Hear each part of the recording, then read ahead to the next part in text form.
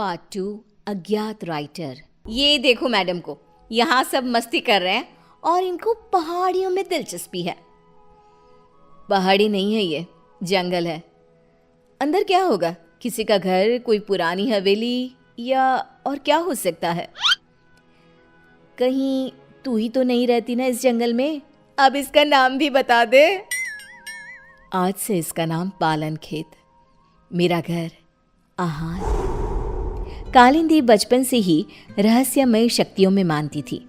जहां उसकी उम्र के लोग मॉल घुमा करते, उसे जंगल सन्नाटा अपनी ओर खींचता था। वो अपने सपनों को हकीकत से जोड़ने की कोशिश किया करती और अपने अनुभव को एक डायरी में लिखा करती थी, जिसके कारण उसके बेंचमेट उसका बहुत मजाक उड़ाया करते थे। फिर से कुछ लिखने बैठ गई तू? कितनी बोरिंग है रे तू। उफ। बस रुकती है और सभी नीचे उतरते हैं।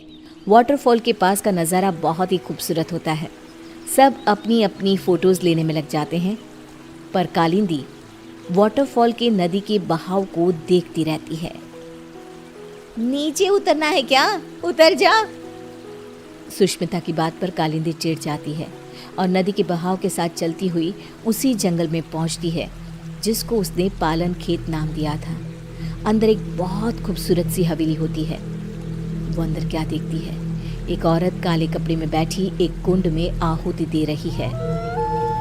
ओम फट स्वाहा, ओम फट स्वाहा। वो औरत हवा में हाथ घुमाती है और उसके हाथ में अपने आप कुंड में डालने की आहुति आ जाती है। कालिंदी इसके पहले कि कुछ सोच पाती उसका फोन बज जाता है।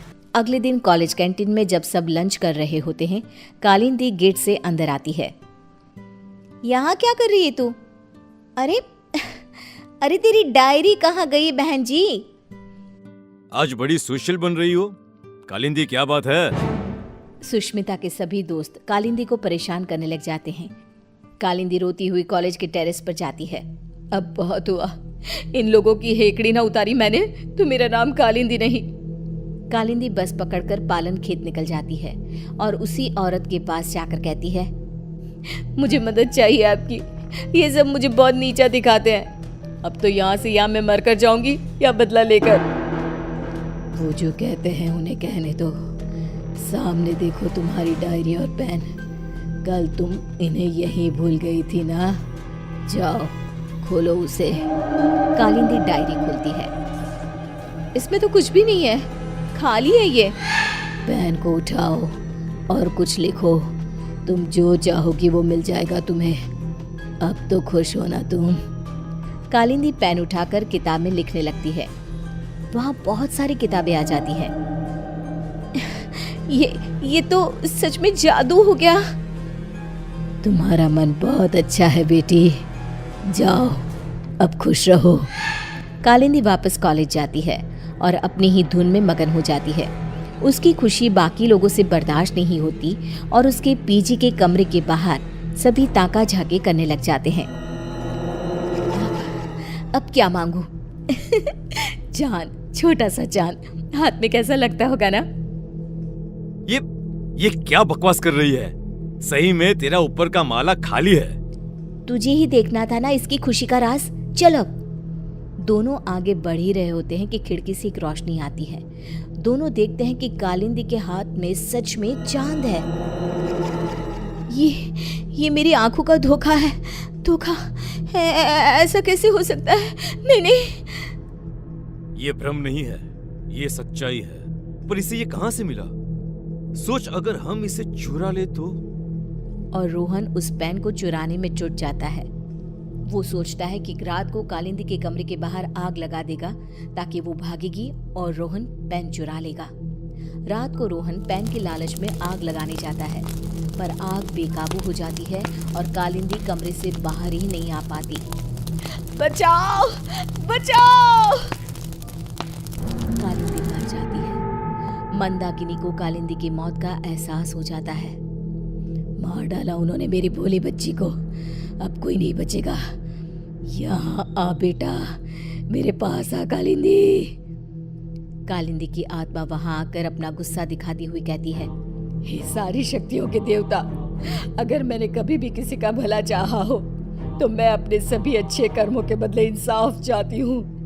इस अग्नि में अपनी आत्मा की आहुति देते हुए तुझे विनती करती हूँ कि मुझे एक ऐसी आत्मा बना दे, इतनी बुरी और शक्तिशाली, जो अपने गुनहगारों को तड़पा तड़पा कर मारे।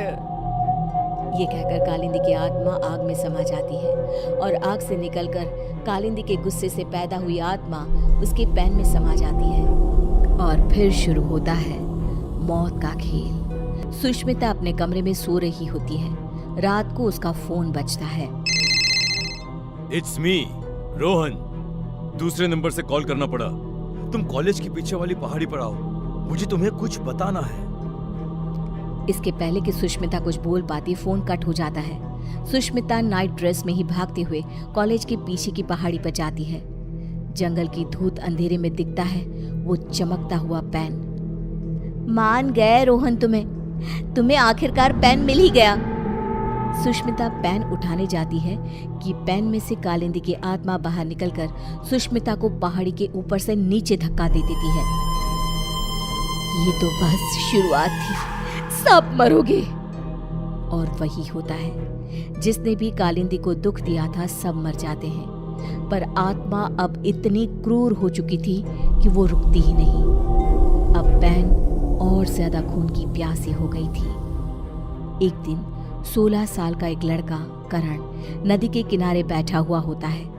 एक चमकती हुई पेन उसका ध्यान अपनी ओर खींचती है।